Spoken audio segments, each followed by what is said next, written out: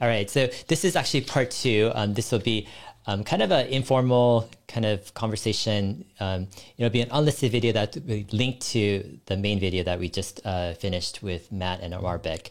So Matt, he runs a real estate business here in Austin, Texas. He's a top 10 agent in Austin, and Anwar is his right-hand man, helping him in operations. They're both, leading the Tesla Austin Club here, yeah, they're in the crux of a lot of change with Austin and with Texas. So I wanted to just kind of go off topic and just have a conversation where I'm just asking purely questions that I'm interested in only, regardless of, the audience. But I'm sure some people will be interested, who pick up. So what's going on in Austin? I mean, what I know is ever since the end of last year, so like maybe mid-December or something of 2020, there was just this, bump up of demand and buying. And then everything just started to, go over listing 20%, 30%. People didn't know what was going on. All the listing prices were completely irrelevant because people were willing to bid like crazy above. And it didn't slow down, hit January and February. People are bidding 20, 30%, still not getting houses that, that they're expecting to get. List prices are still kind of, low. What's happened in the past, let's say, month or two? Has anything changed? Is there any kind of respite where, people are, finding some equilibrium in the market, or is demand still completely, outpacing and crushing supply?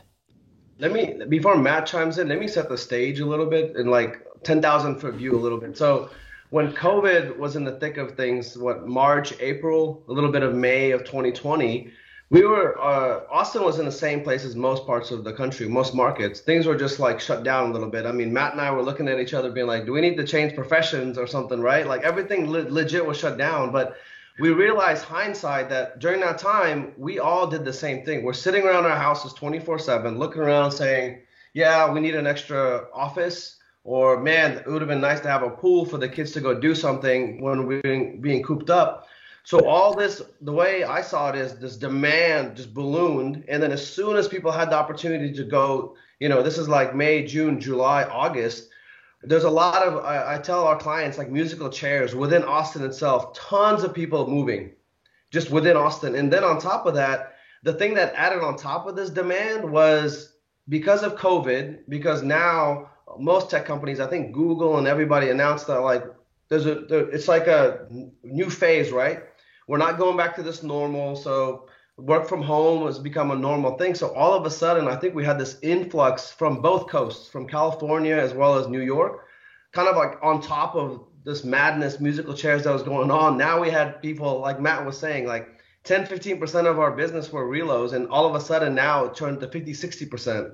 So this massive influx started happening. Matt, maybe you can take over and kind of chime in from there. So like December, what you're talking about, we did see this like, all of a sudden home prices started going up 10, 20, 30% on average. Yeah. And I think it goes back to a little bit where I touched on, but I think the shift from, and I think people started to understand, oh yeah, the timing just happened out where there's a 35-story tower next to Town Lake. It is about 3/4 of the way done. That is a 35-story tower just for Google software engineers. That's 4,500, 5,000 jobs, basically a vertical city, and with starting salaries at what, 180, 200, team leads at 500 to 700. So these are people that are coming in, and at that price point, at that income level, they're not renters forever. They're going to come into town and buy. And I think what happened, and I have no inside knowledge other than what occasionally I hear, but I think offer letters or relocation possibilities, either possibilities or definitively, you and your team will be going to Austin, period, full stop. And so that is the 2 million square feet for Apple. That is the 35-story tower for Google. That is Oracle. That is another company that's got about 5,000 employees that I can't share right now, that's moving out of San Francisco, where every one of those employees is making over $250,000 a year. So we start looking at these numbers. All this started happening at the same time, along with Elon announcing, all this growth and stuff, and the fact that there's no inventory because everybody just traded. Who's going to put their house in the market? I think you had fewer people putting supply on the market because they already did a bunch of flurry of activity. Let's get to right size our property last year. And then all this, and the builders who are putting, the new houses on the ground, they also sensed it and had a pullback. So I personally was part of some development deals that went away and had to be recreated because March, April, May of last year, developers or the builders who were buying these developed lots kind of pulled back and said, hey, we're going to take a pause. What does the economy look like as we come out of this? And so everybody was sort of caught with their pants down going, man, I don't know what the heck's going on. Now we got to catch up. So now it's just an acceleration, almost a catapult forward because of all of these topics. And once again, it goes back to what I said, job creation, job creation, job creation. If we have that creation or just the mass exodus from other places and a move here, and if that continues, I don't know when we're going to catch up exactly. They just can't build it fast enough. And so, I hear from old developers downtown, when you see multiple towers or multiple cranes go up for high rises, that's the time to sell off your stuff in Austin because, the cranes go up and values go down. And all of a sudden, these people are building office condos and condos in the air. And boy, that's not Austin. That's crazy. But, well, you go outside and you look, there's 17, cranes going at any given time building, competing to be the tallest building. When is that going to stop now that these people are coming in, either working downtown, working the Northwest Tech Corridor, or working for Elon? I mean, so you've got multiple robust areas that are continuing with the growth. And then as far as, is there a lull? I feel like I've got a little bit of breathing room. It's not quite as frenetic as it was, say, a month ago. That being said, I just had that client that bought end of last year, 5.5 million, and I got a second showing. I got 7.1 for him off market, not even advertised anywhere.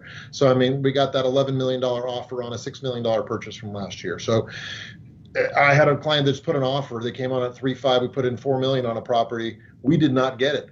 I just had to send on a rejection email on that one. We came $500,000 over asking, and that was also off market. So it's still happening, but I think I got probably 3 or 4 homes in contract last week, which was great because there's a lot of pent up investor demand. And that's the other thing. Investors have come in as well. So it's Silicon Valley. Hey, I may not be working there yet, but now I understand what it looked like in San Jose in the 90s and early aughts. I can see based on what my company is doing, whether it's Google, Apple, whoever, that is the place I want to be investing in because that's an opportunity area. Even though we're technically the most expensive real estate in all of Texas, by international standards with the cities that we're compared to as kind of like cities, we are probably the most affordable outside of some, cities that are popular in, say, Tennessee. Nashville and Memphis are kind of whispered in the same breath, and they're maybe close in price. Mm-hmm. Yeah. It's interesting at around kind of beginning of January, I interviewed maybe about 10 realtors in Austin, and you missed us. Yeah, I did. And it was interesting because across the board, everyone was like, it's crazy. It's crazy. I've never seen anything like this in my whole life. It's like prices have just skyrocketed just instantly too. It's just like this crazy step change, everyone was just caught off guard and just trying to figure out like what's going on. But it's interesting that your whole speculation of maybe there was this whole thing of some tech companies, giving notices of saying, hey, you guys are going to be coming to Austin or something. And it just takes like 1 or 2 of these big tech companies, to send out several hundred letters or something, that creates this kind of a frenzy in a sense at a certain market where, and then the other thing is you're talking about investors, there's this whole movement of, passive income, getting real estate. And if you're, making decent money in Silicon Valley and you're having to relocate, let's say to Austin, you're like, what the heck, why not pick up 1 or 2 or 3 extra kind of passive income rental houses along the way? And so now you've just created this, feeding frenzy on the low end for rental houses. And the rental house market is insane. I mean, it's just like, especially like like before December, you could get like, something in, some of these outskirt areas like Round Rock or Cedar Park or something for like 300,000, a decent house, maybe scratch at 350 or 400. And you get a really nice house, but then something happened where it just seemed like, boom, it's like jumped, I don't know, 30, 40% or even more, 50% just in a span of a month or two. It's insane. I think a lot of people, I've gotten some DMs from people who are saying like, hey, what do you think? And I've had a real estate expert, kind of timing investor who I had on my show recently. His name is Bruce Norris, and he focuses more on California and Florida. But his whole thing is he doesn't see, he doesn't see some of this stuff stopping, meaning there isn't a ton of foreclosures coming. Interest rates are still low. And so, I mean, it's interesting, your kind of metric you're focusing is on job creation, but especially these jobs are high-end jobs, a lot of them, like 200,000 or 300,000. I'm curious, what are some stories that you guys have in terms of just like people who are moving to the area? How desperate are they to find, are they just like, find whatever, I'll bid whatever, or does it take time for them to get used to the market? And do they have to lose out on a few times before they actually, put in something aggressive to win something? It depends on the person. It depends on their mindset, and it depends on if their experience level. But yeah, I definitely have multiple clients that need to lose 3, 4 in a row before they realize I'm not pushing them. I'm just telling them what needs to happen. And I'm able to go to those other agents because I've usually worked with them before and go, hey, give me a number that's going to work, and I might be able to get some insight. Maybe they're giving it to all the other agents. Maybe they're not. I don't know. But I tell my clients, hey, we need this to win. And they're going up to that number, but not quite there, and then losing it going, oh, I thought that guy was bluffing. I'm like, no, I'm trying to get as much information as I can to give you an informed decision. There is not I don't feel like I'm in the sales game. I am in education, period. That was my background before I got into real estate. And so if I can educate folks to the point where they understand all the metrics involved and that what that investment actually means, then they're ready to make a decision. Speaking to your rental stuff, it's gotten crazy. You've seen rental properties I could have bought last December for $250,000 in Leander. They're now selling for $500,000. Problem is rents have not come up to support that. Now, what I think is rents will trail, and I'm already seeing about a 30% increase in rents, but a 50% increase in values in some of those areas. So we're getting there. Interestingly, it's forcing people to really think about, and it depends on their how savvy they are in their investment level. But I'll give you an example. I have a $2 million lot that's 5 minutes from where I'm sitting here in Westlake. I probably would have sold that for 1.2, 1.3 3 months ago. But right now, the values have come up to support. If you can build for $350, $400 a square foot, a 4,000 square foot house, we can sell it right now for 4.5 million, maybe 5 million. So all of a sudden, that developer who was looking at tight numbers at $2 million is looking at $1 million, $1.2 million in upside for 12 to 16 months worth of work. That's pretty healthy return for a builder, right? And so you're looking at different areas and different investment strategies, but the return is phenomenal because when you talk about a percentage increase and you're talking multi-million-dollar houses versus a $300,000 house, a $200,000 increase is great, but a $5 million increase in a year, that's unheard of, right? I mean, that's speculative stock territory. And so, except it's based on housing where there's limited supply and tons of demand. So it's really an interesting time to be here. And that house I sold for 7.1, or I've got a contract on anyway, that's tear down on Lake Austin. There's a CEO of a famous company that's few doors down. He's spent $45 million building his house so far, cost. And it's just, I don't know when this is going to stop, but I'm thinking 5 to 7 years before we even potentially get to equilibrium, assuming the builders can come in, continue a massive expansion going east, and really fill out that whole area. Because when you look at Austin, you can show you on a map, you've got all this development on the west side and central and northwest, but then the east side is just like tiny little towns out in the middle of nowhere, and you're driving through fields still, which you don't have on the west side. So I think that all fills in. At least we have the room to keep us there and not go 2 hours away. We're still going to be within 30, 40 minutes and fill all that land in. So that's going to be helpful. Yeah. And Dave, there's definitely, you're absolutely right about this. So like one wave was exactly what you said. People that got letters saying you're moving to Austin. We saw a lot of that. These are our personal clients. A lot of these investors, ton of our clients. Matt's the number one referred realtor at Google. We've got the Relo business with Tesla. So a lot of our clients are tech. So people working with us that live in California in the Bay Area, buying up rental properties here they're saying we might move in the next couple of years, right? That's been a big wave. So these are our investor clients. A third one, I was surprised. We do have some clients that work at Tesla and other tech companies that say, hey, we're tired of the Bay Area. The state taxes, the homeless issues that they're having, wildfires, or Manhattan, like with COVID now, people not wanting to live in a building where you're sharing an elevator with 500 people.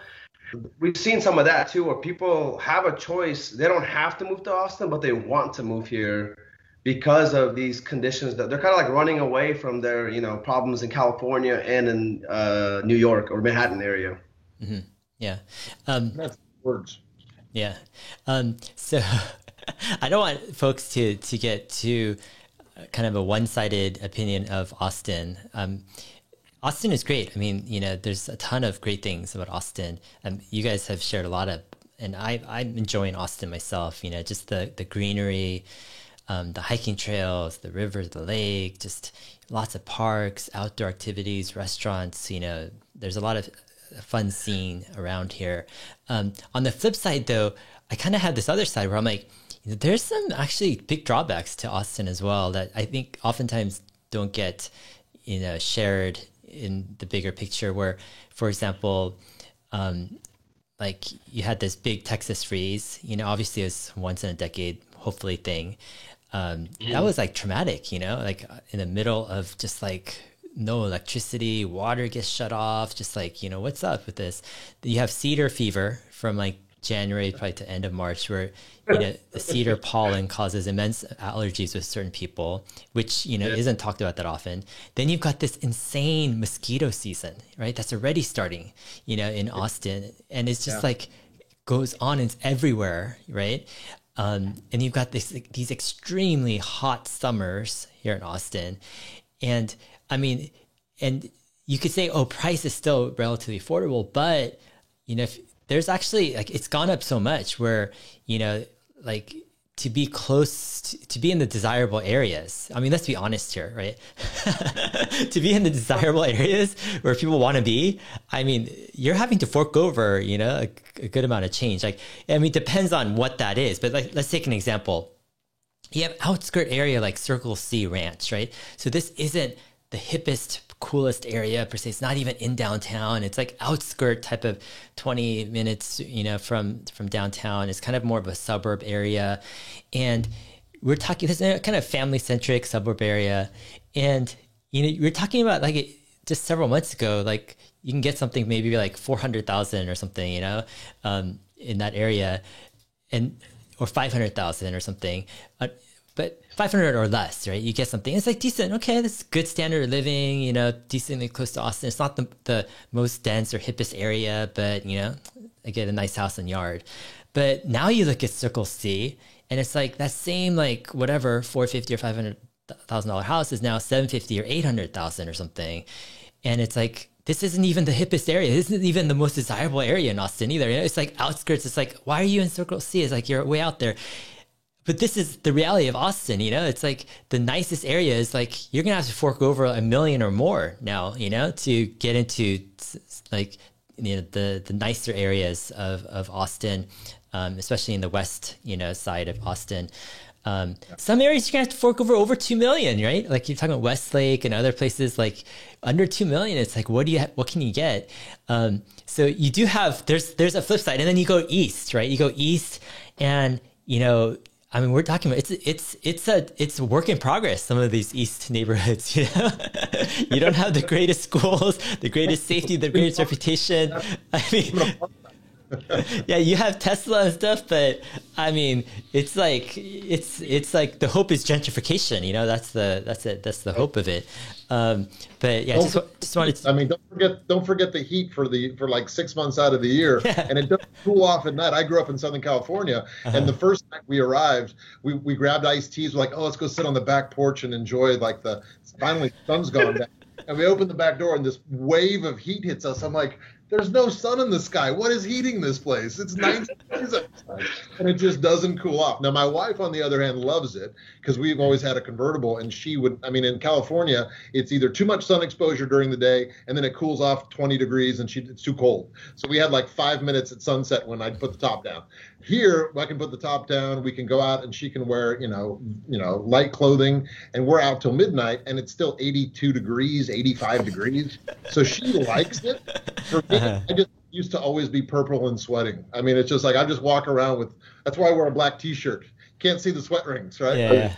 So, that is the challenge. I tell clients, before you decide to move here, if you're not great with hot weather, please come out in July and August, spend a couple of days, and make sure you can handle doing this, especially if any part of your lifestyle or job is outdoors a ton. You have to live with it. And I still see people acclimate. They're running on the trail still in August. I can't believe it. It's 105 out, and they're out there, running around. I stay in air conditioning or water at that point. But yeah, it's tough.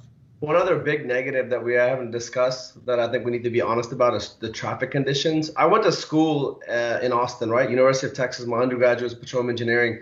When I went to school there between 2001 and 2005, Austin was the city, or this town almost, I wouldn't even call it a city, that we'd had this 15-minute rule. It doesn't matter where you are in Austin. If I need to meet somebody, all I do in my head is like, oh, I'll be there in 15 minutes. That rule no longer applies. Like, it totally depends on what time it is, but like these little 15-minute commutes now can be an hour. Like, Austinites aren't really used to that. These are changes that have happened just in the last decade or decade and a half.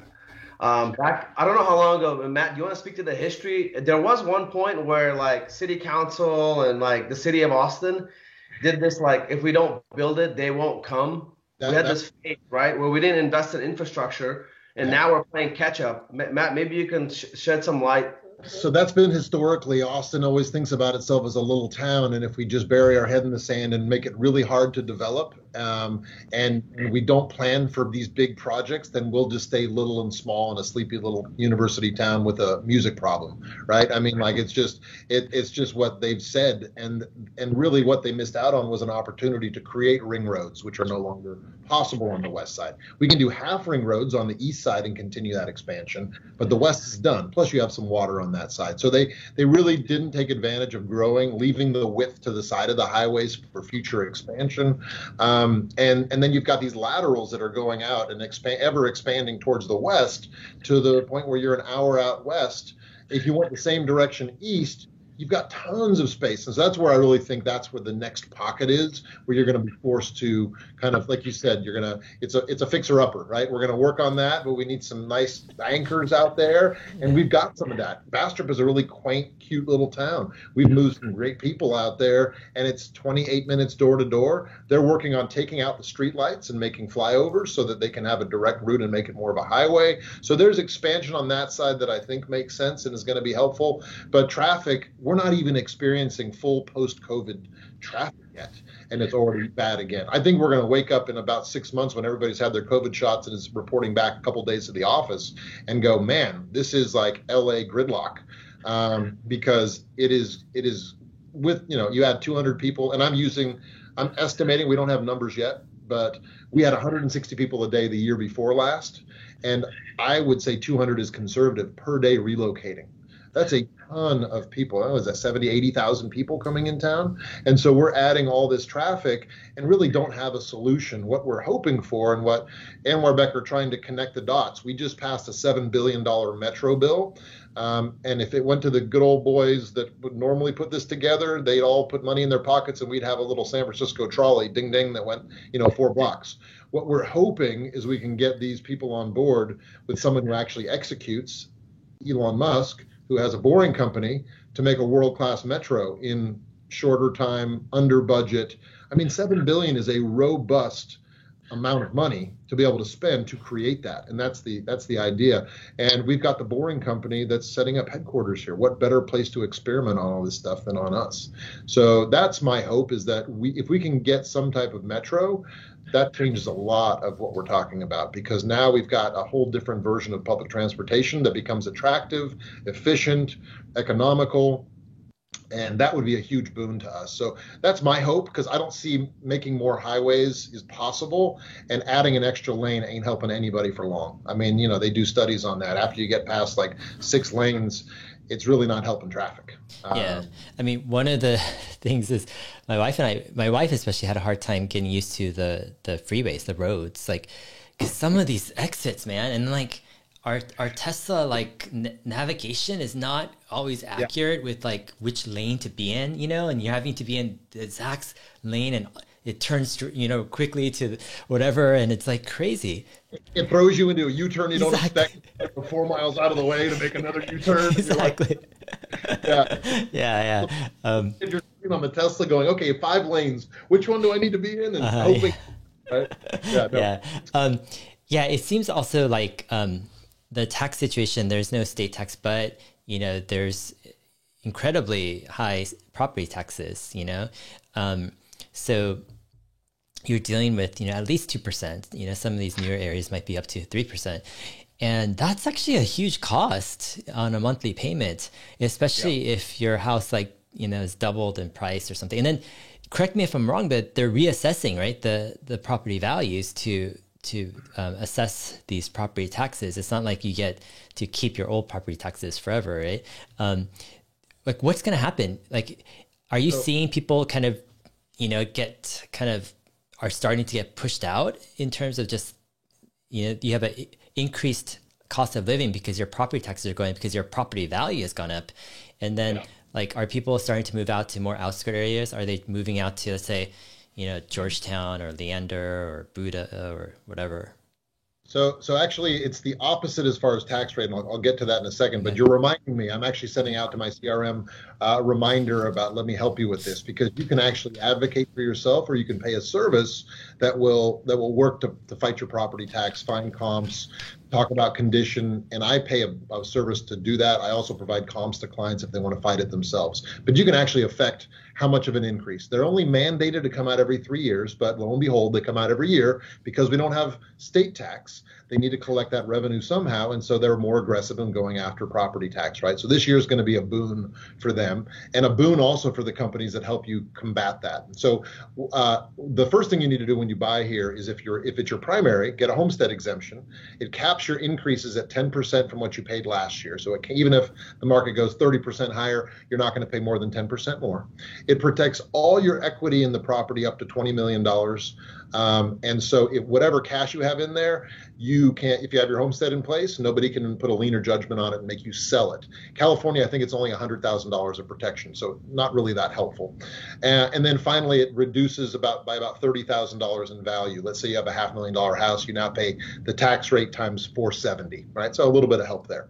Speaking to the tax rates, it actually runs from 1.7 to 3.2 is the range that I'm seeing.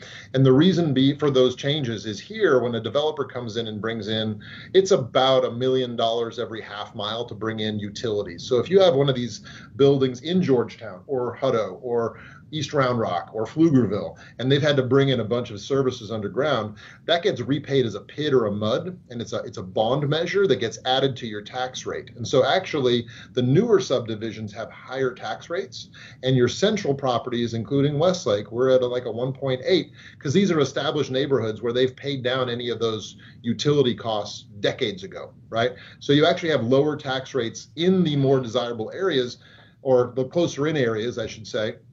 And people complain about it in Westlake, but it has nothing to do with the tax rate. Your rate is actually twice as high in Pflugerville for a price that's half the price. So you really have to look at what is the actual tax rate. And then you really should, like I said, I have a great attorney that I use every year, and I just say, fight it for me. She charges 40% of my net savings. So if she saves me $1,000 on a property, I pay her $400 at the end of the year. I'm still positive 600, and then it really is, cumulative over years. She keeps it in a nice range, and I only pay her if she saves me from what it what it came up from last year. So there's years in a row when she successfully keeps it low, and I don't pay her for that because it didn't reduce from what it was last year. So, I think it's going to be interesting. Could we get to a point where, and there's also legislation out there trying to reduce the overall taxes and try to curb some more of this. I think you should have a homestead exemption that curbs it at maybe a 2% increase a year, not a 10%. 10% compounded for 7 years doubles your taxes. Now I'm priced out of a house. If I'm just down to a tax bill, I'm retired. What do I do? There's a 65 plus exemption that helps a little bit, but if every year you're in there, it's going up 10%. It's unpleasant. You're going to get priced out of your home and your tax bill is going to bleed you dry. So I think something, especially with the amount of growth we have and the sheer volume of houses being built, they can afford to reduce just for homestead. At least I think to a more reasonable amount, so that people don't get priced out of their own homes. Yeah. One of my concerns with Austin is you've got this dramatic, reset of prices, a lot of jobs being created, especially in tech, property taxes going up, and it feels like the more of the blue collar worker, the lower income person, it's getting increasingly difficult to stay in the city or close to the city. And, I've talked to several people who are like, yeah, I've moved to Manor or to Buda or Georgetown or Leander. And it seems like it just keeps on going further and further out. And so what you're left with is kind of like a city where, it's a bunch of,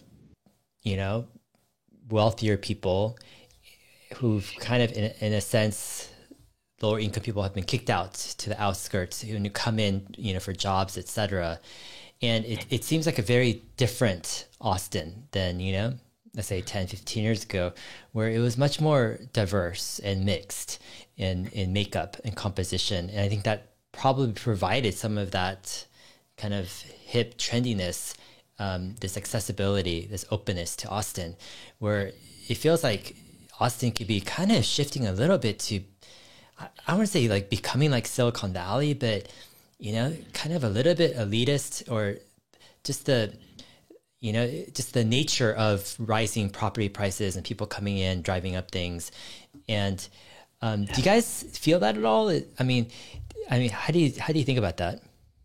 It's a great point, and my daughter's 16, just turned 17. We were walking down South Congress. Now, South Congress is, I think, if you're going to pick a street that represents Austin, it's there. You can see the Capitol in the distance. It's lit up. You've got the Continental Club for like great live music with like 30 or 40 people in the audience. You've got outdoor seating and great restaurants and secondhand shops and costume shops and cowboy boot shops. Well, there's a Hermes that's being put in, or Hermes, or however you say it. There's a Soho House coming in. There's an Equinox gym. It's becoming our Rodeo Drive, and so it's this clash of like still the cool original Amy's Ice Cream and Continental Club with what has become this block that looks like 3rd Street Promenade, but on steroids. And my daughter and I walked in there. We're like, oh man, this isn't Austin. This doesn't feel like this is not South Congress. My wife, on the other hand, was like, oh, these shops are so great, and blah, blah. I mean, there's the market there, right? That's the challenge when the market's pushing that direction. You want to retain, and you're absolutely right. You want to retain some of that. 20 years ago, South Congress was not a place you wanted to hang out. A couple of the first spots were trendsetters. Liz Lambert, who created all the cool stuff in town, just about Hotel San Jose, Hotel St. Cecilia, Joe's Coffee Shop, Luster Pearl. All these. Rainy Street was basically her. She created it at a time when it really had an edge, and it was fun, and it was an adventure going out there. And now it just feels. There's pockets that feel generic, and so, yeah, that is a concern. At a certain point, is gentrification the way it always needs to go, and how do you retain some of that original soul of the city that we described? It's a great question. Matthew McConaughey's got a little primer he's come up with. I haven't read it yet, but apparently it's like, here's how to move to Austin and keep it cool, and this is what you need to do, like, how to preserve what we have here that makes it special. And you hope that people enjoy and come here for that reason. They enjoy the vibe, and they want to promote that. They want to support, like, I will go out of my way to support a small business over another business. I'll take, that's a goal of mine. I'll go and support the little, shops that probably aren't going to survive much longer because I want to retain some of that. And you hope that people come with that same attitude. And so, buying local, keeping the chains pretty much out of some of those iconic areas, that would be amazing. But is it going to happen? I mean, I've seen more Lamborghinis and Ferraris in the last few months. Let's put it that way. We're not a flashy town. Even in Westlake, I mean, it's like, Tesla's was a big deal in my neighborhood when I got one. And we're in a nice neighborhood, and so, yeah, there's a little bit of that element coming for whatever it's worth. Yeah, what Matt brought up, that South Congress area actually is used to be what we quintessential Austin, that keep it weird part of town.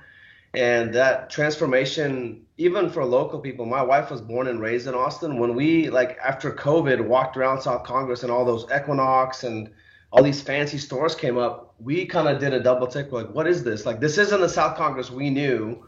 A few weeks ago, I was talking to Matt on the phone at some fancy restaurant, and I look over and Kimball Musk, I saw this cowboy hat. I was like, that looks familiar. And Elon's brother is sitting at the table next to me. We're not used to that in Austin. This isn't LA or California. So even the locals are just kind of I think enough people within Austin care about that character and keeping it. And I'm hoping that'll translate. I think the way we fix what you're talking about is we're seeing bits of that, but the plans that we've seen on the east side, for instance, all these new development communities, they're taking affordability into account. Walkability, affordability. So I think people aren't trying to build multi-million-dollar homes on the east side. They want it to be this mix. I mean, Matt and I are close to a lot of these developers that are developing on the east side right now, close to Tesla. These are things that they're concerned about. Keeping that character of Austin and making sure that we're not just building super expensive homes out there, but keeping things in the 300, 400 range. Duplexes, triplexes, some multifamily type stuff. So I think it's things that people are definitely concerned about. Mm-hmm. Yeah, I mean, East Side is, the challenge with East Side is, so you've got the more affordability there and new development, but then you don't have the culture, you don't have the shops and the restaurants and you have to go to different places. So if you're on the East Side right now, you're basically just living out there, and you're having to drive somewhere else, for a lot of your kind of social life, etc. I mean, and to change that's extremely difficult to actually, a lot of these new developments too, they're like neighborhoods, right? That you drive into. They're not really downtownish, shopping, restaurants and they're not South Congress all over again, or a trendy neighborhood all over again. A lot of these East Side, neighborhoods are kind of pockets of houses. Yeah, I mean that's why. I understand that tons of houses will be built on the East Side, but I don't know if that's. I think it's going to be quite a while probably before you see a lot of culture or kind of that vibe. Probably pop up. Some of the developers we're talking to are actually taking that very seriously. So we want you to be able to park your car and walk to a little least sundry shop where you can pick up your basics. Maybe you have to go to a bigger grocery store to get everything, but you can pop down and get the necessary items, and coffee shops. And they're taking that walkability seriously. And I think a lot of people are taking a piece out of the playbook for what's become a high-end shopping, but also live, work, play space, which is the domain up north, where you have apartments above it, shops down below, restaurants and bars, mall type shopping as well. It's all in one place, and it becomes a gathering place for a lot of people that live in the Northwest pocket. And so there's probably 60 different developers that have a new domain because they found a formula that works. It's actually become another gathering spot. And I think what you're actually going to see are these little pockets that develop that become downtown substitutes with parking and with all the stuff that there's a reason to go there. There's one on a Riverside right now that's going to be developed on 115 acres on the east side.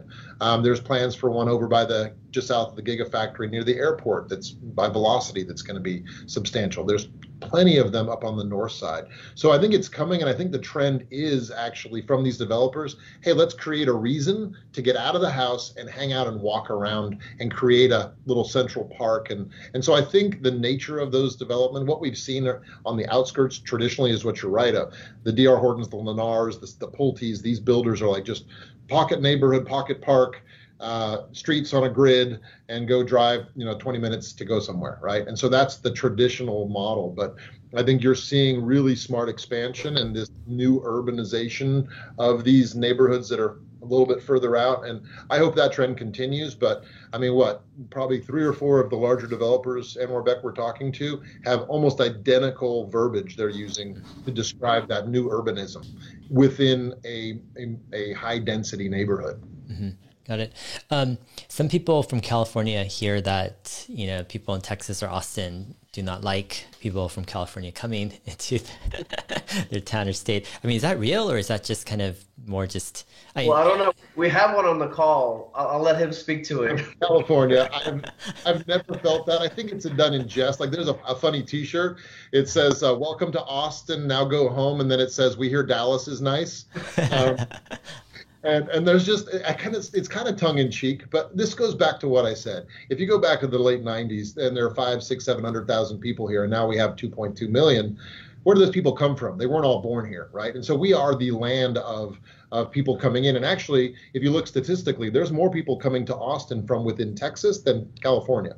So people move from the Dallases and San Antonios and Houstons to come to what I think is a cooler city. I mean, hopefully no Houston, Dallas people are upset by that, but I love our city. I mean, there's really a lot of great reasons why we attract people to this town, and people typically don't leave. So I don't feel unwelcome. I don't lead with the fact that I'm from California, but if it comes up, I tell people, yeah, I'm from California. I came here, 13 years ago. I love it. I'm trying to be as cool and as Austin-y as possible. I open doors for people and let whole families in the mall before I go in. I let people in traffic. I wave at my neighbor even if I don't know who they are. Like there's just certain things that you smile at people, you take a breath, and you just enjoy your environment and where you are. You support local business. I mean, like I said, I got to read, Matthew McConaughey's primer that he's got. It's probably hits some of those same ideas. But, I think if you come in with the attitude that you're not bringing your attitude from where you're from to here, people don't even ask you. And it's kind of one of the nice parts about Austin. So first question on the East Coast, where'd you go to school? Was there ivy on the walls, right? First question on the West Coast, where do you live? Oh, do you have a view? What's your car? Is it new? Did you buy it new? Did you buy, you know what I mean? Like there's all this stratification. People are like in your business asking what my wife who's from Europe thinks are incredibly personal. You don't talk finance there or money or where you live. And she's like, what's wrong with these people? When we first, moved, you don't get that here. I have friends, I don't even know if they even went to college. I don't even know what they do. The first question is like, hey, what are you up to today? Like, oh, you got kids at the school? Oh, you're going down the park? Hey, you should go check this place out. Oh, so-and-so. You're making a real connection with people. And that's what I find. I find people the opposite, actually being more welcome. But obviously, when you add the traffic and, the affordability and all that, the first thing to mind is, oh, these darn Californians, right? Because that's the trigger. That's the word. In reality, one-on-one as a human, I don't experience it at all. So that's my personal take. And I think, but I'm also not coming at it with like every other word is like, oh, I miss PCH. Oh, California this, California that. If you're coming in talking about how cool the place was you just left, they're probably not going to dig it so much, like, oh, I'm there. And so it depends on your attitude. And if you have a good one, people are super chill here. And Dave, it's definitely a misconception by the local Austinites. Like they think that there's this mass, exodus from California, everybody coming to Austin. If you actually look at the data, a lot of it's what Matt's talking about. It's people that live out, like Texans that live in Texas. So people coming from Dallas, Houston, San Antonio. I think that's actually a majority of the delta that we've seen. It's not, you know what I mean? It seems like I grew up in Houston. I'm from Kazakhstan originally, but I've lived in the Houston area in the Woodlands since I was like 10 years old. So to me, like I love Texas. It's again like a lot of what Matt described, but Austin has its own unique, especially like going to school in Austin. Just about every Longhorn that went to UT, like if you can afford it, you want to live in Austin. I remember when I graduated, I was like, man, as soon as I can, I'm going to come back to the city, right? Like that's what attracts people to the city of Austin. Yeah. Well, think about that for a second. UT, what is it, 30, 40,000 kids? If you 50,000, I think. stay here, when they come here to go to college, that's a lot of kids sticking around, adding to our population. And so that's where I think that drives a lot of that, where, they come here for school and they don't leave. And so that's where I think, that caps out on the California stuff. It's just, the California people are coming in with the money and buying up places. I mean, in a lot of times, sight unseen. I mean, I've done so many deals on FaceTime where clients have never even seen the house. And first couple ones I thought were really awkward, and it was really just investors. But I have people buying multi-million-dollar houses, and they're not seeing them until we're halfway through the transaction, if ever, until they close.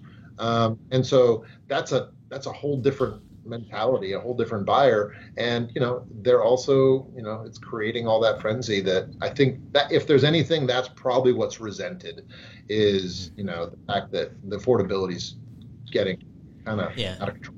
Yeah. I was at the or the, what do they call it? The Texas, where you register, right, to get a driver's license. After applying for a driver's license, the person helping me was saying, I processed 20 driver's license applications this week. 19 have been from California, people moving from California. I was like, wow, that's crazy. Yeah. I'm wondering, so this is kind of, I want to say off topic, but I want to shoot the breeze a bit with you guys with neighborhoods.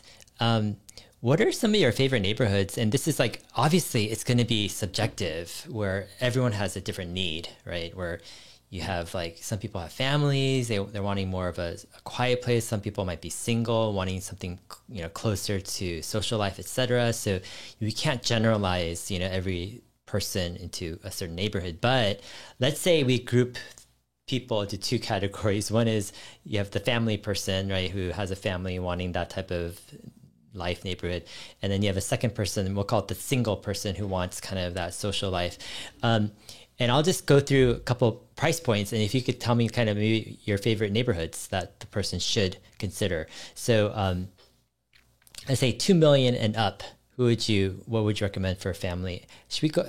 Yeah, some people will be like 2 million. It'll come down. Trust me. We'll start from the high end because we want to see what's up there. But 2 million and up, family person and single person. What would be your family favorite neighborhoods? And Rebecca, you want to start with that? Sure. To me, the two categories are a great way to split it. So, like, to me, family centric means I want the best schools, right? Like the best school districts, and then the single stuff is I'm not quite as concerned. I want to be close to the action. To me, a lot of people still like to be close to the action. The main watering hole in Austin is downtown. Best restaurants, the music scene, all the cool things going on. When people decide to go meet up somewhere, it's usually downtown. So they're kind of like, are we allowed to say old money? Kind of like, there are neighborhoods in the 03 zip code, 78703. So that's Clarksville, Tarrytown, and Old West Austin. Particular areas called Pemberton Heights. These are like average home prices are probably in the like 1 to 1.5 million, but it's very accessible to downtown. Maybe a little higher. It used to be 1.5. That was 6 months ago, man. Exactly. I guess that's true. Good. But a lot of the time, and then where Matt lives, Westlake, Eanes ISD is some of the best schools. Maybe Matt, you can talk to that. I mean, so we moved there. We moved here originally to the Northwest Pocket, about 8 minutes from the Apple campus, and we loved it. Everything was built yesterday. I liken that area to kind of Irvine, if you speak in Southern California terms. Kind of felt like it's been built yesterday, but it's all nice and new, and schools are new, and everything's new. What area was that specific? So Northwest, Avery Ranch was the Avery Ranch, neighborhood. okay. But basically, if you go from 45 and 83 and you go all the way up into Leander, Liberty Hill even, like that's very much feels like it feels very much like Orange County to me in a lot of ways, where it's a little sterile maybe, but very comfortable. My wife loved all the new shops and just very easy, right? You drop the kids at school, you can go here, you can go there. friendly still, great area, kind of more master plan, so the highway system accommodates more traffic. It's just more well thought out. It's also where, the Domain was 12 minutes from our house, so great, nice shopping. So you kind of have your little bubble up there that we lived in. And then 2011, I was looking, and I drive like 3,000 miles a month. I've done that since I got here. I've done over 1,200 transactions all over town. And I was like, okay, I'm going into traffic every day. I can't take it anymore. I mean, I'll be on the south side as much as the west side, east side. I want to be central. I want to radiate against traffic and come back against traffic. So I said, I want to find the closest in neighborhood with great public schools that I can put my kids in, with a nice sized house, with a decent sized lot that's like hopefully right next to downtown, because we love going downtown. And so I found our pocket close in Westlake back, 10 years ago. And at the time it was pricey, but it was built out in the 70s and 80s. So it doesn't even look, like I said, Austin's not flashy. Like people, you drive through there and you try to explain to people this is Beverly Hills or Palo Alto or whatever. People don't quite, they're like, what? What are you talking about? That's like a 100 square foot house that's red brick that, is like, what is that? Next to some mega mansion kind of thing, right? But once you live there in the neighborhood, you can walk your kids to the elementary school. I mean, you can leave your front door unlocked, but you're a 5-minute ride to downtown. You're an $8 Uber ride. You're close to water.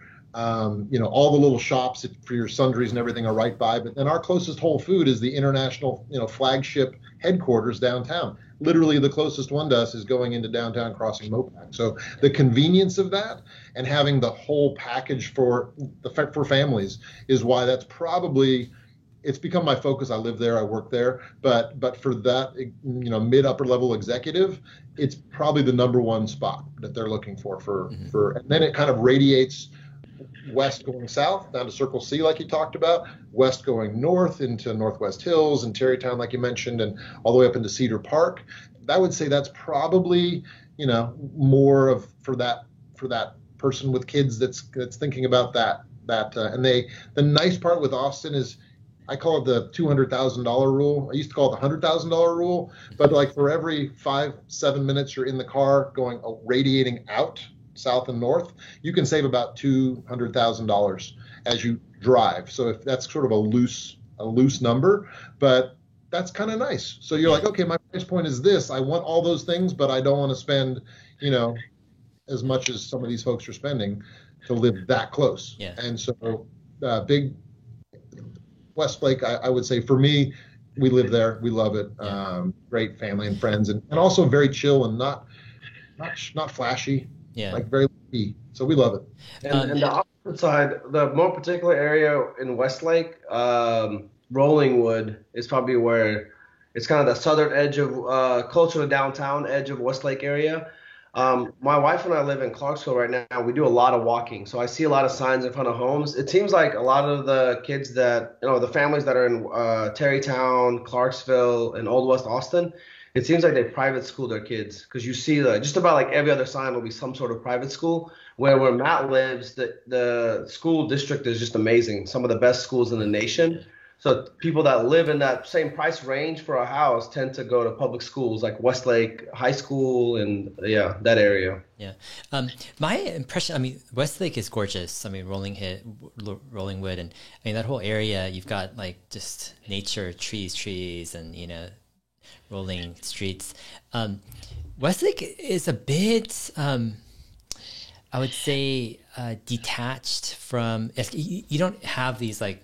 It's not necessarily like generally a walking neighborhood. You're not like, walking down the sidewalk saying hi to your neighbor per se. We're talking about more just like these are secluded, detached houses with like far from the street that you're just driving to in and out, and it's. The benefit is probably the schools and location, right? And then in the nature scene, right? That's the you feel like when you go in there, you feel like you're in a suburb an hour outside of town in a quiet little suburb. And you're right. People drive into their suburban home on a 1/3 of an acre lot with 4,000 square feet and a swimming pool and their 3-car garage. And like they wave at their neighbor. And I think our pocket is very friendly. I know a ton of my neighbors, but yeah, it definitely has more of a suburban. It's not urban. It's not walkable. There's not a local bar that you're going to, or, and the cool stuff like that. It's more on the other side of the freeway, like that 78704, so Barton Hills, Zilker, South Lamar, South First, South Congress, like that's a fantastic area. I call it kind of, I tell my folks that are coming here that are on the other end of the spectrum, like, they just got here, they want to be in the thick of things. Like, those are great neighborhoods. They're fun. They're a little louder. There's a lot of traffic. There's people moving around. It's exciting. And I tell them, listen, when you call me in 5 years and your life changed and you want to move to my neighborhood because gotten married and popped out a kid, like, cool. But I want you to try to save your money and be able to afford that without selling, because realistically, I've got a 12 and 17-year-old. In 6 years' time, I want to be back in the middle of that fun stuff. I can downsize to a house. I don't need that, and I want to be in that. So I call it kind of it's a rebound neighborhood for old people like me, because we want the same thing that those 25, 30-year-olds want. It's just there's a sort of midsection, and I think you were smart to kind of divide that into two groups, because there is a time of your life when you want that boring suburban house, right? I mean, and so there's lots of that, and then there's lots of lifestyle places that you can go to. And speaking to if you're a young person in that 2 million range, that section I just mentioned, just south of the river, going down to Old Torf is probably the most popular section down there. Travis Heights, like that swath is just remarkable. East Riverside is having a full transformation thanks to Oracle kind of being an anchor and just creating stuff over there. The east side is just transformative as well. They got a Whole Foods on there, and they have tons of shops and bars and restaurants, and everything close in east side is great. And then downtown. So I would say, if you want to live in a high rise, if you want to live in a townhome, if you want to live in a small house on a small lot and have more of a neighborhood feel, going back to what we said earlier, drop a pin by as close as you can and just select your neighborhood. Do I want high-rise living with a view and no yard? Do I have a dog and I want to have a more neighborhood feel, maybe south of the river or east? So you can kind of have the lifestyle that you want in that area. Yeah. I mean, it seems like in some ways the nicest, or let's say the priciest area is going to be the areas that or this kind of central west kind of, Austin, where it's Westlake, Rollingwood, even, and you have the good school districts there, but it's more kind of suburbish. It's even a little bit, I would say rural-ish, but it's a bit like, it's an interesting feeling. But then if you're not concerned about schools as much and you want a little bit more walkability and seeing, then you can cross over a little closer to downtown, right? To like Tarrytown and different areas, Barton Hills, whatever. And then it seems like you can, from that, like you can then, depending on your budget, if, let's say you're working with around $1 million, then you're probably going to be out of Westlake, out of Tarrytown, some other of these areas. You're going to have to go a little bit north or south, right? A little bit more west or a little bit more east. So what are your favorite neighborhoods, like around, let's say, 800,000 to $1 million that you can get into? Probably Miller neighborhood near Dell Children's Hospital. That's sort of a walkable neighborhood. That's probably in that price point. The beautiful part about that is as you go a little bit further just outside of it, really cool stuff going on there, and you're in the $500,000 to $600,000 in University Hills and just east of there inside 183. And so there's some really nice pockets, I think, on that east side inside the 183 loop. And Warbeck, where else are you thinking? I really like in that price range, 800,000 to like $1 million or 1.1 is probably Northwest Hills, Cat Mountain.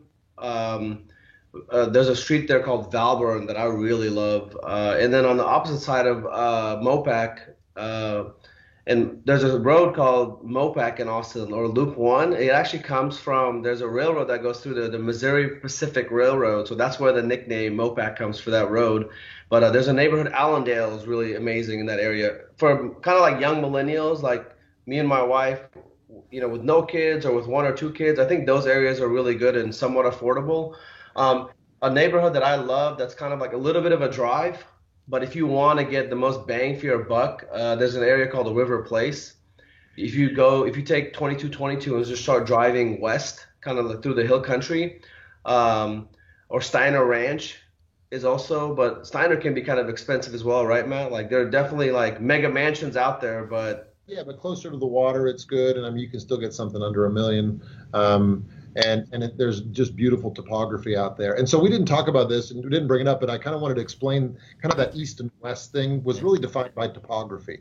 So we had 35, which is bisects the town really. But it was built on an edge of limestone. That limestone supports the highway, so it doesn't go in a straight line. It kind of winds a little bit. So you had rockier soils. The hill country really starts on the west side. You sort of notice more dramatic topography on that side. And so traditionally, you wanted to build a house on top of rock.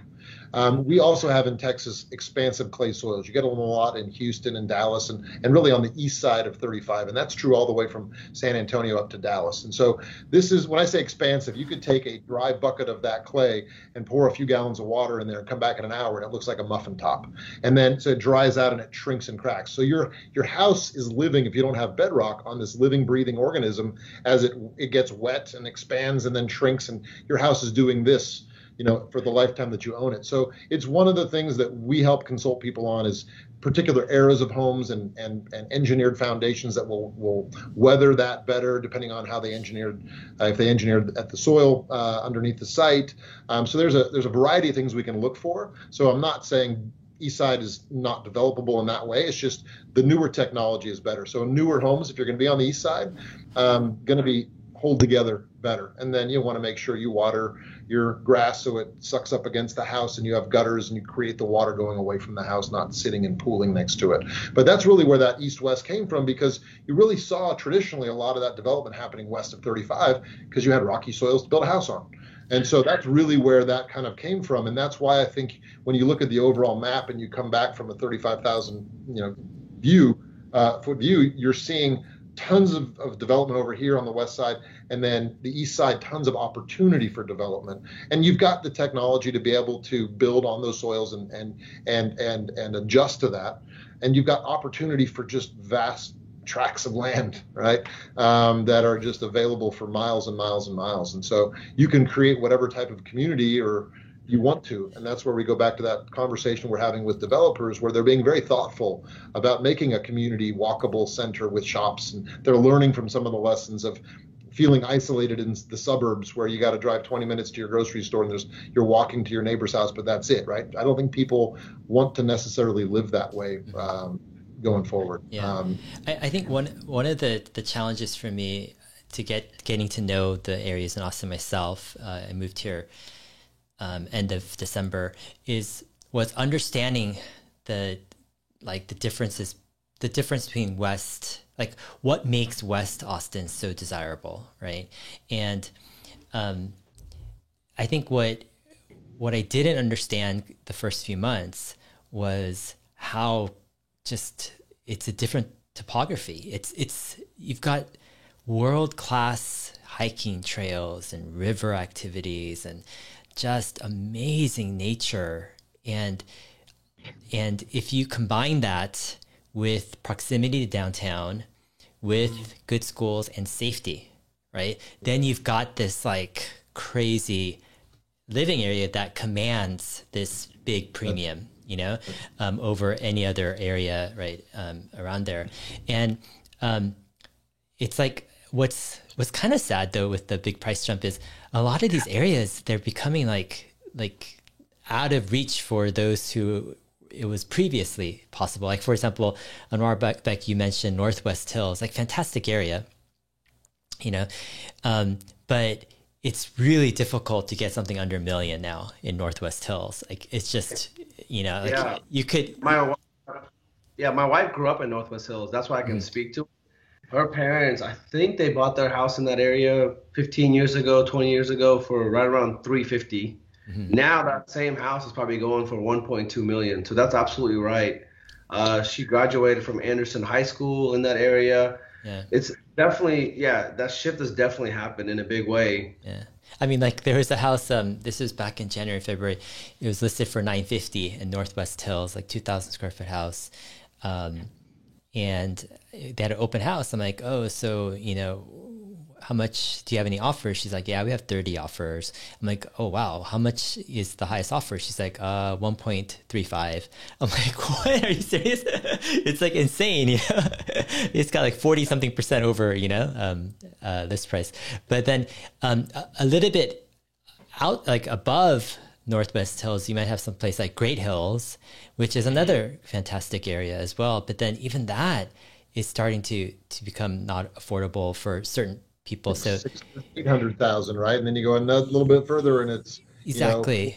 It's 650, and once again, it's that $100,000 to $200,000 rule for every 5 minutes up the highway going north and south, and I think that differential is probably going to stick. Yeah, as you drive. Yeah, because like even in Great Hills, it might be hard to find a nice place for under $1 million.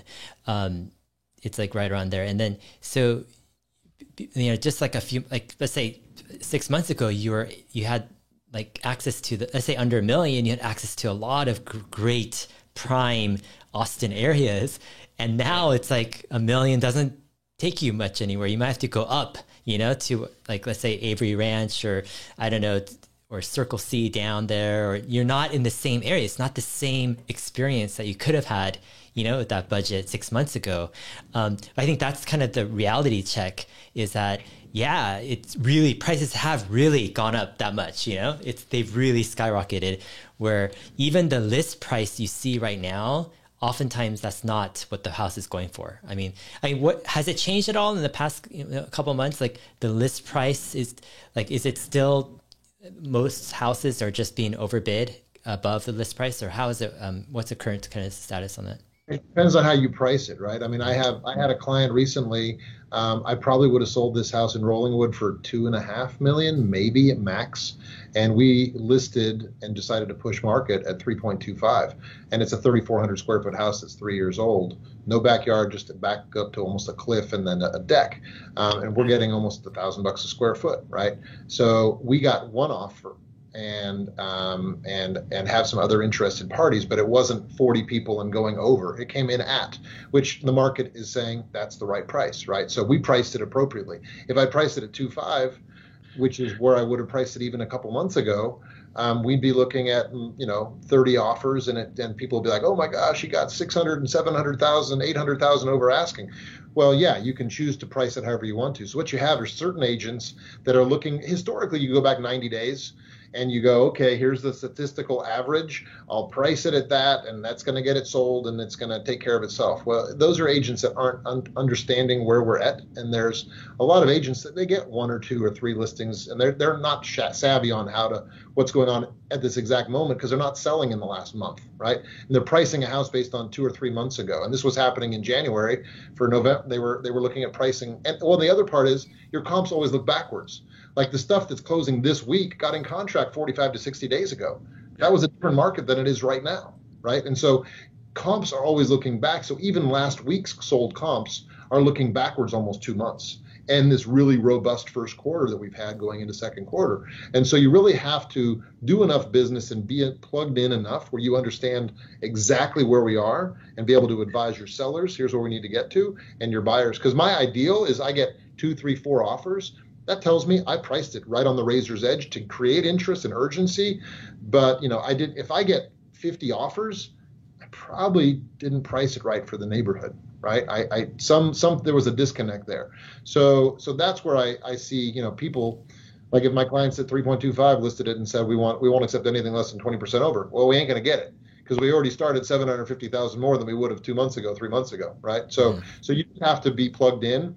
Still a lot of agents pricing it as if it's December 2020, and it's not anymore. Mm-hmm. And so that's where I think there's a disconnect, and where you're hearing these stories. Yeah. Got to price it correctly. Yeah. It seems like, there needs to be at least several months of, comps at this new, higher price point before, listing prices get more, I guess, stabilized, in this kind of more market, situation. I think what's interesting also is, to balance the whole conversation too, I'm kind of, giving this other side where it's like the reality of the Austin market is it has already appreciated a good amount in the past, few months, to the place where, the top areas there's reasons why people are paying $1 million, $2 million, whatever, 5 or whatever for these top areas, because they have all of the best things, the location, the nature, the proximity, all this stuff, the schools. And so the reality is, yeah, under $1 million, you are priced out of the best areas, like you're not going to get into. And maybe that was true before, but now it's even more so. It's like you're even priced out of even, the areas next to the best areas, and you're forced to move further and further away. But then there's a trade-off. The further you move, you get less of a lot of those great things. Let's say the proximity to downtown, or the proximity to hill country, or the lake, the river, the hiking, all that stuff. And like, for example, Matt, you're saying, in Avery Ranch and more northwest, like I would say it's more North Austin, but like that's a different living experience, than let's say, down in Westlake or something. I mean, up there, it's not as much, like you're farther from downtown.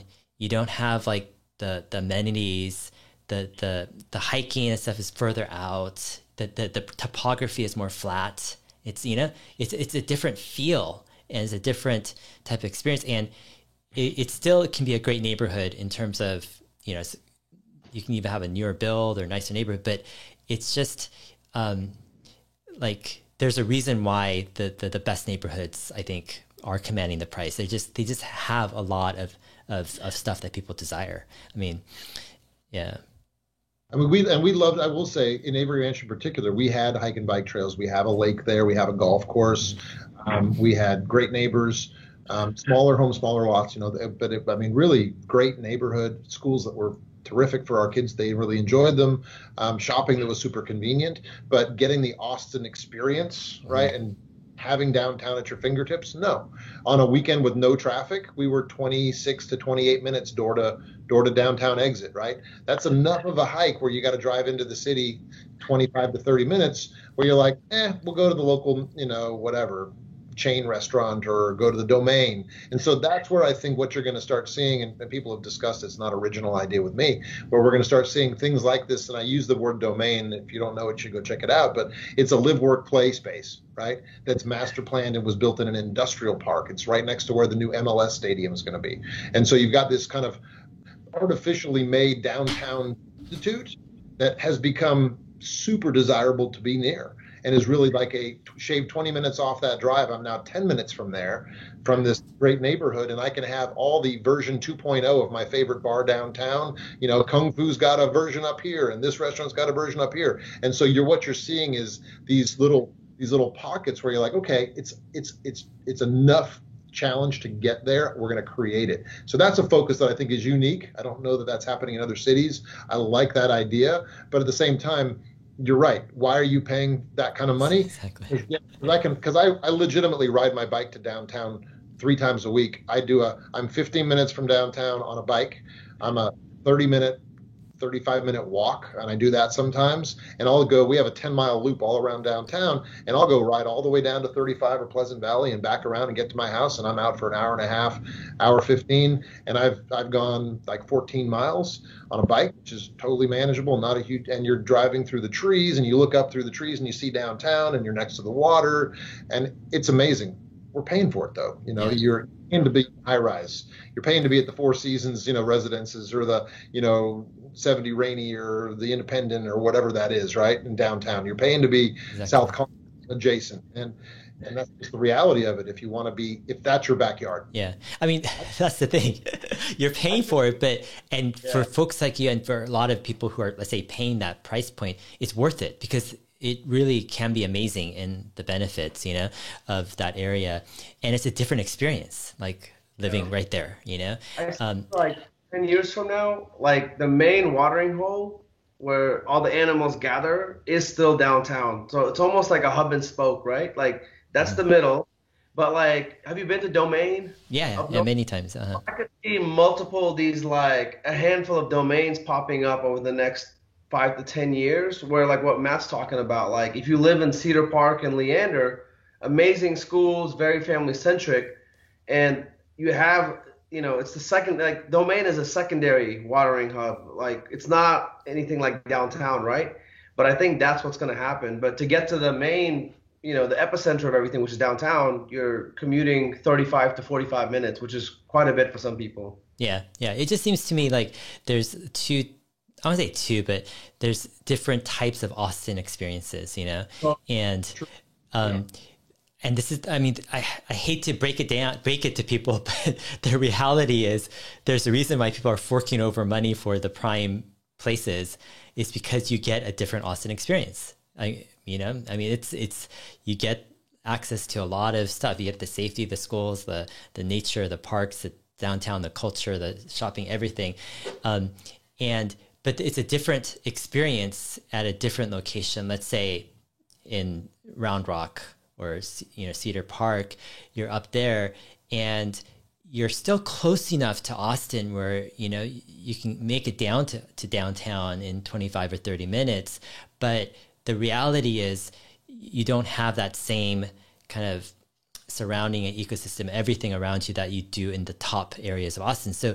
So some people might be enjoying that kind of core Austin experience, saying Austin is amazing. You might come here to some place, like Leander or Georgetown or Pflugerville or Round Rock, and thinking that you're getting that awesome Austin experience like that other person told you about. But the reality is, it's a different experience. It's not necessarily 100% worse. It's a different experience. And I mean, it's the reality, of the market, how things are being priced. Right. Like it's a more, I don't want to say generic suburban experience, but exactly. It's like, I've got my neighborhood, I've got my neighborhood swimming pool, I've got my neighborhood parks, I've got my super Target, I've got my super Walmart, I've got my this, I've got my that, I got my hair cutting place, I've got my schools, all functional, all great. But am I connected? Can I just pop down in, we're going to meet later? It's a little bit more planning, right? It's a little bit more like, that's our Friday night. That's not our Tuesday night, right? It's a purposeful. And there's just so much going on downtown. Zilker Park is our version of Central Park. Constant 68 degrees, an eighth of a mile long. You do 4 laps, you can swim a half mile. It's free in the morning for residents before 8 o'clock in the morning and after 9. They've got football field lights that illuminate the whole eighth of a mile. And they do all these like CrossFit classes and yoga classes in the park. And at 9:01, when it turns free, like 500 people in the summer just run in sweaty, just jump in this big spring-fed pool. And I mean, it's cool, right? That's a really Austin experience, and it's really amazing to be able to make that part of a daily routine, or once a week routine. You go do your yoga outside and run in to Zilker Park at night for the last hour and into Barton Springs. So you're right. I mean, a lot of these things are these amazing iconic things, but you got to be able to access them, and it's hard to do it on your island. Yeah, exactly. Yeah, I mean, there are trade-offs. I mean, there are reasons why things are more affordable at certain places. I mean, we're at Zilker Park renting a canoe, on Easter Sunday, and it's amazing. It's just like, wow. And you can take a boat out, on the river, on the lake. And like even the hiking is different too, like you go up to, Round Rock and, Northwest or North Austin up there, they say Avery Ranch, you have nice parks, I mean, you have nice shopping, like just typical shopping, whatever parks, you have some trails and stuff. But then there's something about that, like the central kind of west, areas, like you have like world-class, like nature, world-class activities. And then you go into downtown too, and even like just certain things, like even, just there's just so much that is, I won't say concentrated, but there's a reason why I think Austin City has congregated around that, place, is because, there's something special about all of that. And the further you go out, it's a different experience. And to participate in that central Austin experience, it's more difficult.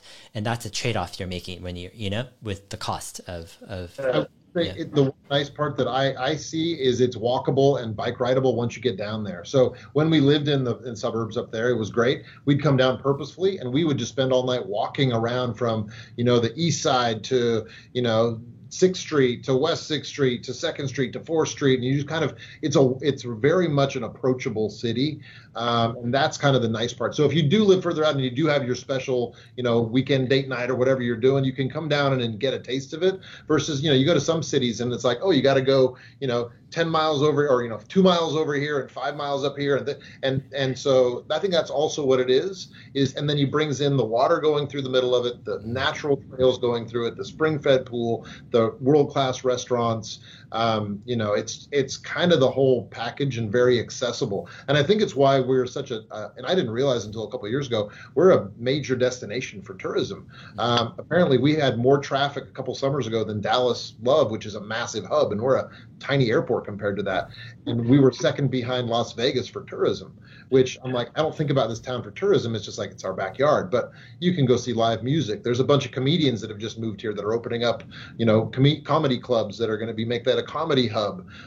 There's restaurants, there's South Congress. You can do bike tours, you can do, wine tours, you can do, there's just so many things that you can do within the city. So you can fly in, you can come in from the airport, you can get in a hotel, and you can have a great 3, 4, 5 days.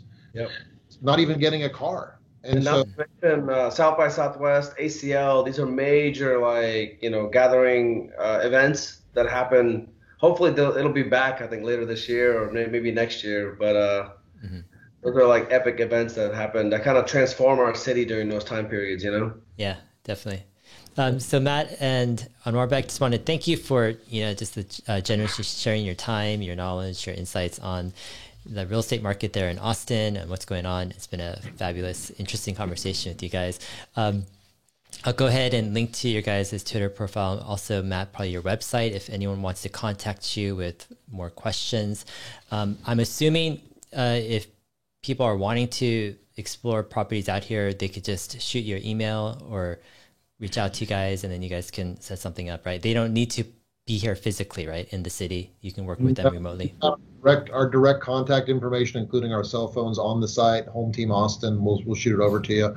And we've got actually a relocation guide, which will be helpful. It's specifically for Tesla corporate reloads, but it's an intro to different neighborhoods, things to do around Austin. It's a great site, and it's integrated into the website, but it's a sort of a primer on Austin. A lot of what we did today recapped in one location. Mm-hmm. So that's a good one. But yeah, they can reach out to us. I would actually say versus email, just shoot me a text. Yeah. Okay. We're not accessible. We do this. This is all like live, eat, and breathe 7 days a week. Mm-hmm. Awesome, man. All right, guys. Hope to catch you guys around sometime here in Austin. And just wanted to wish you guys the best, and we'll see you guys later. Sounds good. Yep. Okay. Take care.